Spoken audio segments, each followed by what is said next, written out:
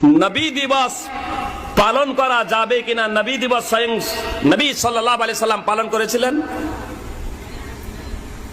সাহাবায়ে কেরাম পালন করেছিলেন, তাবেঈন পালন করেছিলেন, তাবেঈন পালন করেছিলেন। এখনো যেখানে নবী সাল্লাল্লাহু আলাইহি সাল্লামের জন্মস্থান সেখানে পালন হয়।